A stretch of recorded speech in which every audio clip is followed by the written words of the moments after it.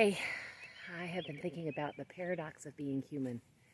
How so often we strive for control, full well intellectually getting there's no control. Man, that is so evident in these times that we're living in, where we really thought we knew what was going to be happening on this day. On this day, I was supposed to be leading a team training with a group of executives and a new client using an amazing team model. But guess what?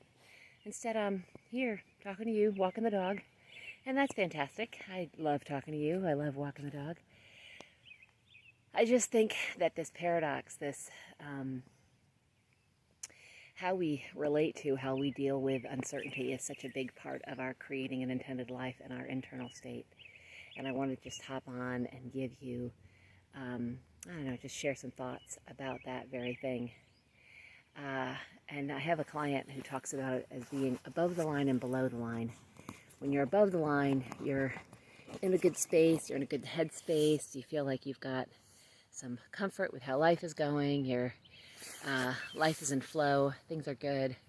Below the line is struggle, suffer, you're moody, you're challenged, you're slogging. There's no flow below the line. So I wanted to talk a little bit about what you do about that. This is really just a quick couple of action steps. And one of them sounds easy, but is actually a little bit difficult.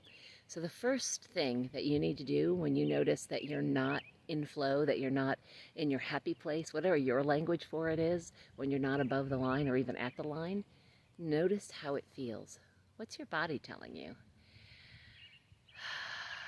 Yeah, for me, I get a little tightness in my chest, like it almost feels like butterflies, but a tightness at the same time. I don't really have a good description of it, but I know it when I feel it. And for years, I had this feeling. It was like a little low-level buzz, a little low-level anxiety. And I just powered through it. I ignored it. I just went on, and things continued to sometimes fall apart around me, or at least be challenging all around me.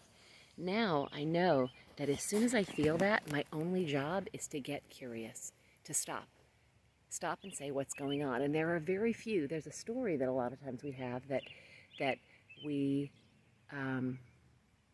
can't stop. We're too busy. We're too important. Or it'll make us look bad.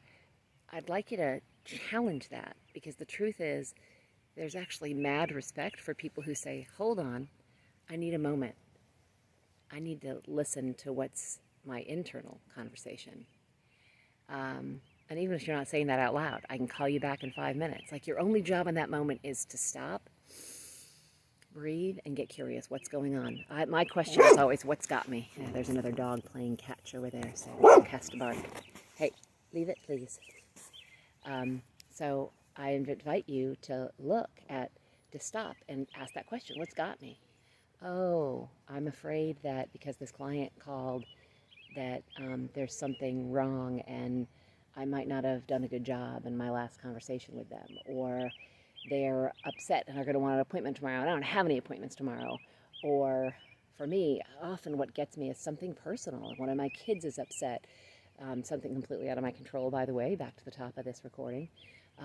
My husband and I have a disagreement about something. You know, often it's something personal, and it's not about the disagreement or something not going well for the kids. It's about a larger fear often of, like, what if this means something? What if this means they're, that they're not going to get the thing that they want, and that's going to be sad for them and ruin their lives? Or, it's the catastrophizing part of it.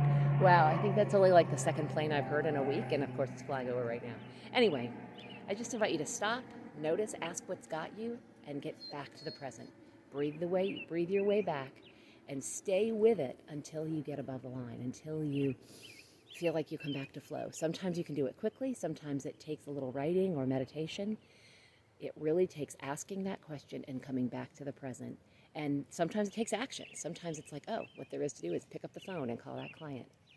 Or call that person, or apologize to my husband, or you get it. So I wish you a very lovely day. It's a lovely rainy day here where I am, and I'll connect with you again soon.